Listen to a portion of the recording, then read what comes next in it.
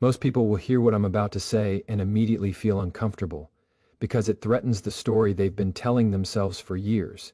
So if you're watching this casually, scrolling, half listening, this isn't for you.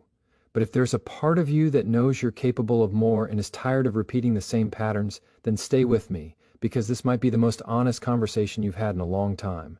You are not meant to feel this constantly tired, distracted, and quietly dissatisfied. That feeling you keep pushing away, the one that shows up late at night when everything goes silent, isn't weakness. It's awareness. It's the part of you that knows you've been negotiating with your potential instead of demanding something better from yourself. And the reason this matters is because life does not pause while you figure things out. Every day you delay, you are still choosing, just not consciously. Here's what most people won't tell you. Nothing dramatic is holding you back. No single trauma, no secret enemy. No missing opportunity.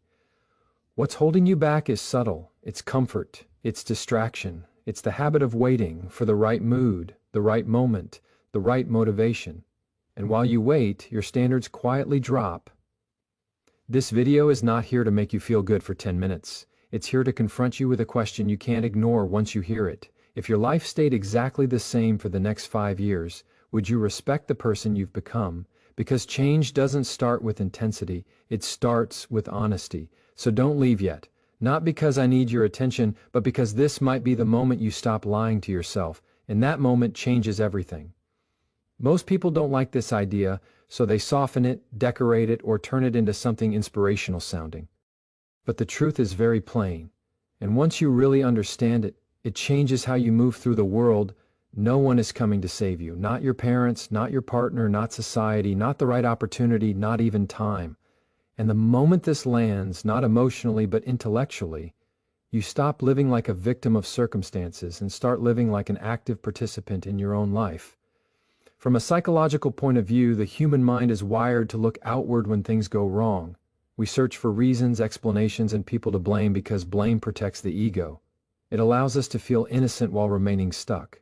If it's the economy, the culture, your childhood, your ex, or your bad luck, then the responsibility is not fully yours. And as long as responsibility is external, power is external too. You cannot change what you don't control. This is why so many people feel helpless without being physically trapped.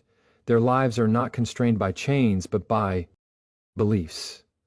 They believe someone else should notice them, guide them, motivate them, or fix what feels broken.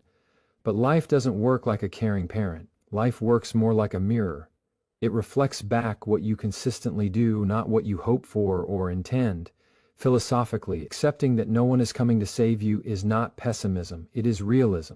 And realism is empowering.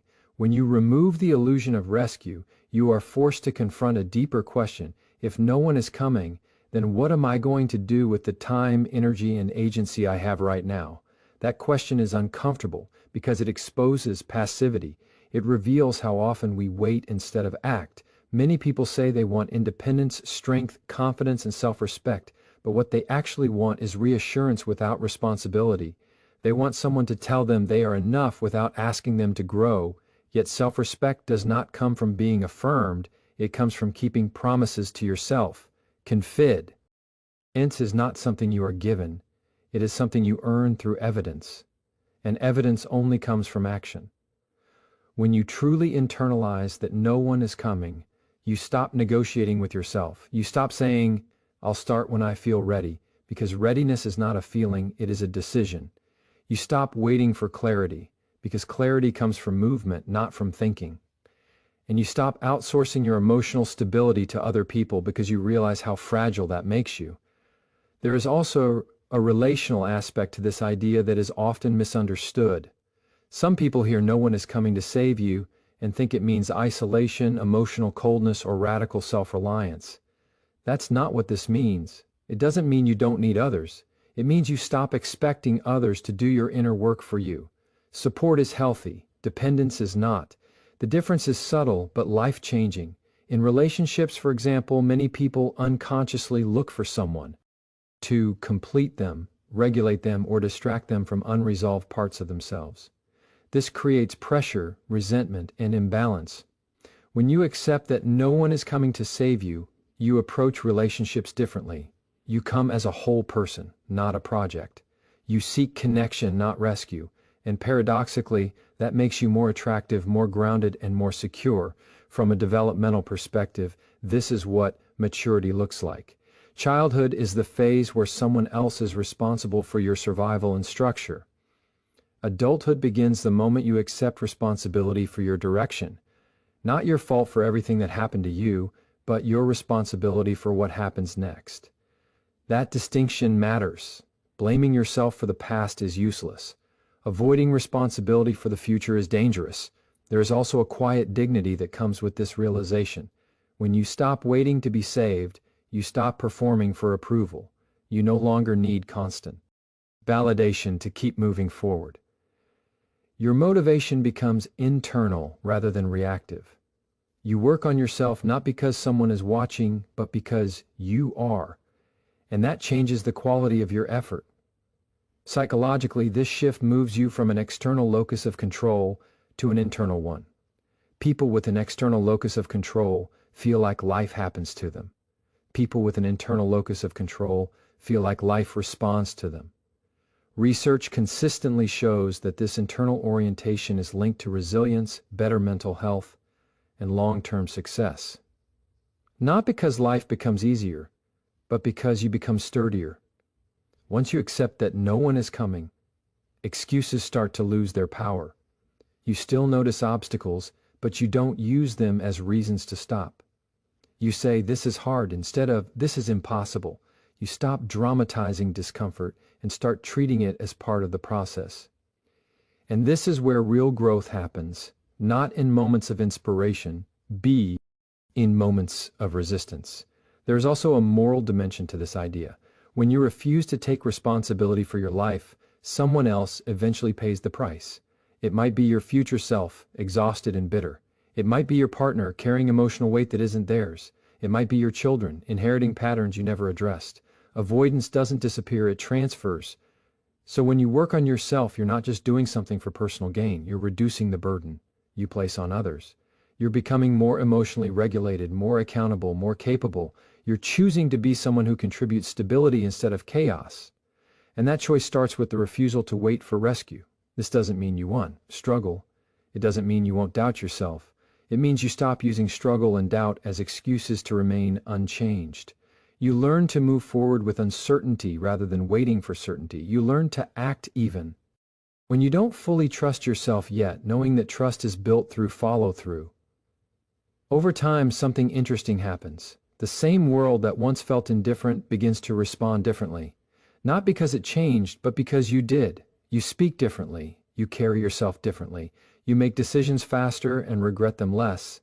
And people sense that you are not looking to be saved. You are looking to build.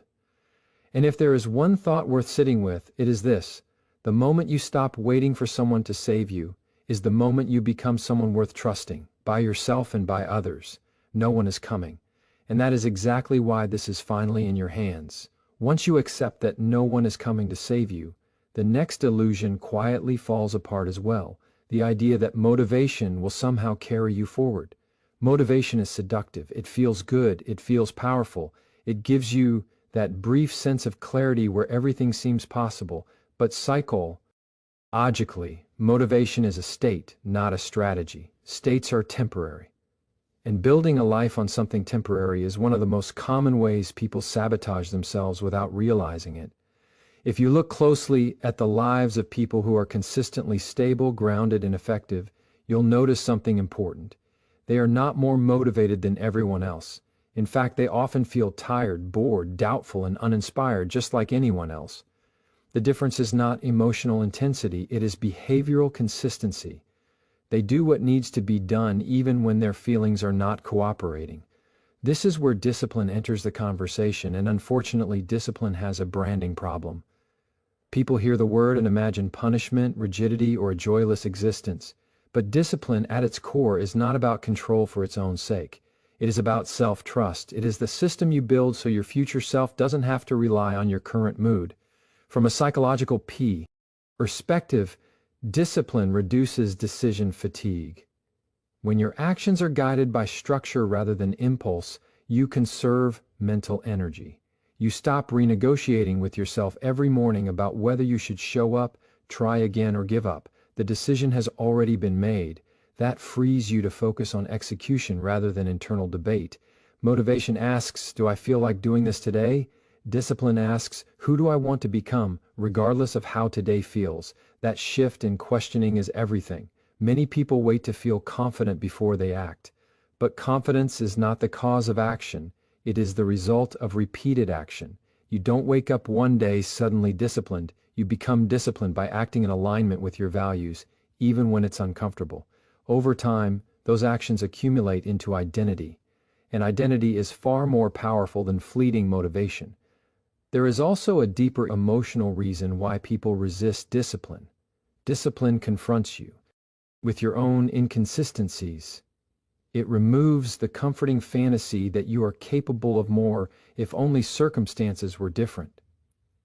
When you commit to disciplined action, you expose the gap between who you think you are and how you actually behave.